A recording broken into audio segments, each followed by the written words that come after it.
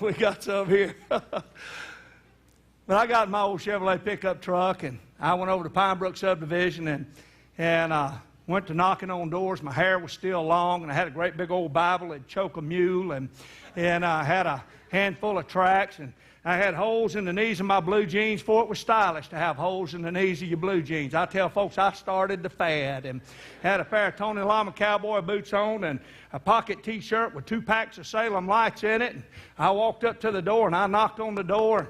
I stepped back, and I saw the curtains out of the corner of my eye move a little bit.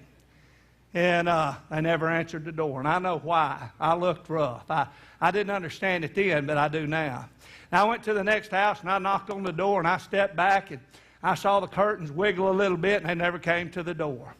And so, anyway, after 2 or 3 houses, I got in my truck, and I said, God, now I know you've told me to do this. Where you want me to go? And I got in my truck and went back out on Highway 1204 and crossed Flagging Bayou, and I saw La Crosse Trailer Park. God spoke to my heart and said, turn in there. And I went in, first trailer, nobody was home. Second trailer, 18-year-old boy got saved.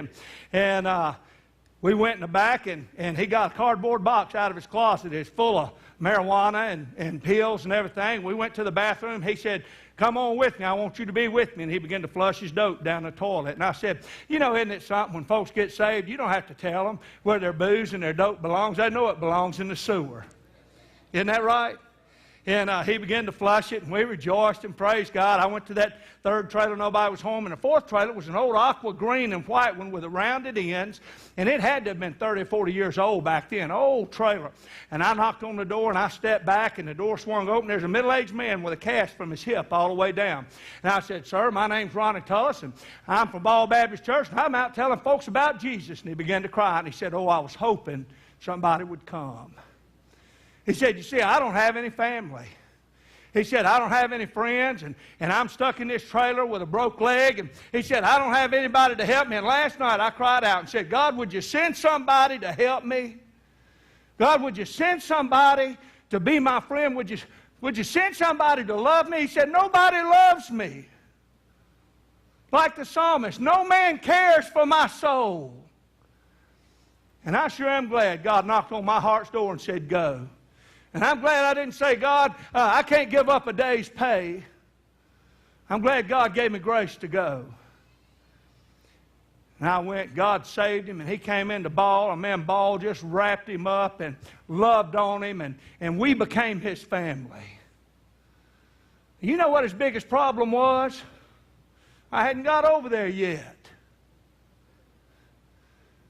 And this community is full of people right now that are saying, God, nobody loves me. No man cares for my soul. God, would you send somebody? Send somebody to tell me I'm hurting, God. My heart's about to break, and I don't know what to do. Send somebody to put their arm around my neck and love me and be my friend and tell me the truth. And they might live across the street from you.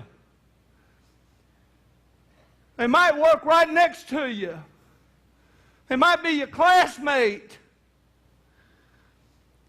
And they're hurting so bad they can't hardly stand it.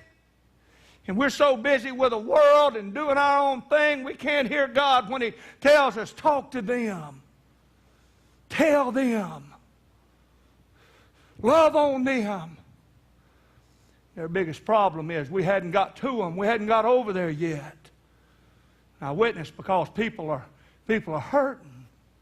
I don't know how many folks I've talked to. They've said, I've waited all my life for this, Brother Ronnie. I've been waiting all my life for this. Thank you, Brother Ronnie.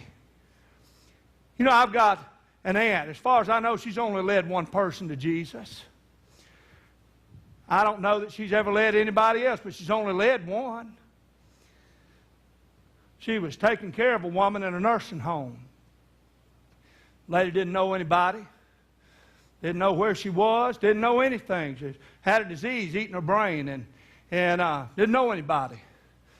And my aunt said one day she came to and said, Jan, what are you doing? And Jan said, Ronnie, first thing I did was share the gospel with her. She said, Ronnie, I believe God saved her. You know, If that's the only person my aunt ever wins to Jesus, I know somebody who for all eternity is going to say, thank you, thank you, thank you, Aunt Jen. And that's going to be me, because that woman was my mama.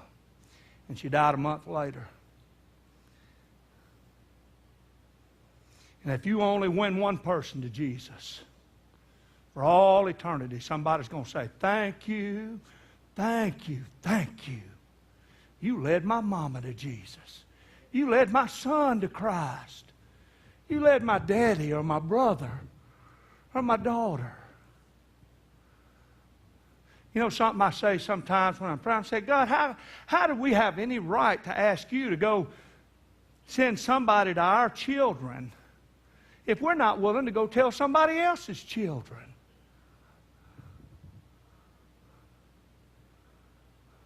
People are hurting. As I said this morning, people really, really do die and go to hell. Everybody knows John 3:16. Not as many know John 3:17. I really like that. That needs to be the mantra of the church today. John 3:17 says, for God sent not His Son into the world to condemn the world, but that the world through Him might be saved. And it's not my job to go out and say, you're going to hell.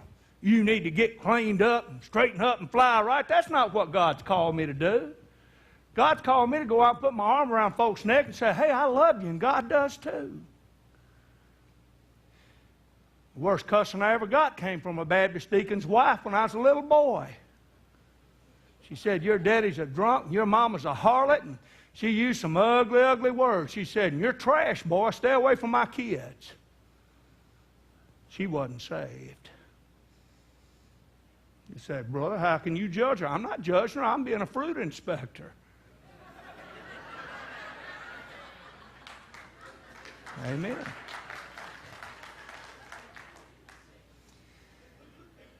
Folks really are lost.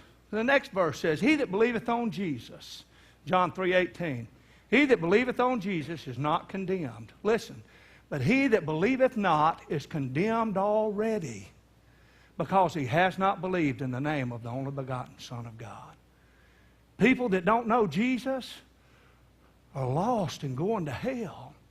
But if we look at it from God's viewpoint, if you ever read Jude 23, it says, and others saved by fear, listen, pulling them out of the fire. Pulling them out of the fire. Hating even the garment spotted by the flesh. See, because God's not limited by time or space, He sees a lost person already in hell. A person who's not saved, who's never trusted Christ, is condemned already, and for all practical purposes, it's already settled that he's in hell. I witness because people are lost. People are going to hell. Every time your heart beats twice, 3 people die and go to hell. How can we sit by and not do anything? How can we be still and be quiet? I had to take a detour coming in tonight. There was a wreck on the interstate.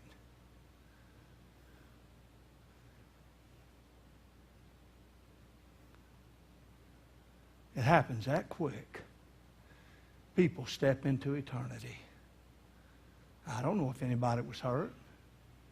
Saw one yesterday. I believe somebody died in it. But it happens that quick. And we sit back and it doesn't bother us. We hear about somebody dying, and the first thing that pops into our mind isn't, oh, were they saved? Were they saved?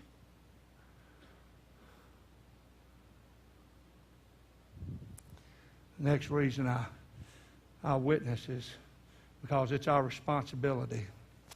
Ezekiel 3:18 says, when I say unto the wicked, thou shalt surely die, and thou givest him not warning, nor speakest to warn the wicked from his wicked way, to save his life. Listen, the same wicked man shall die in his iniquity, but his blood will I require at thine hands.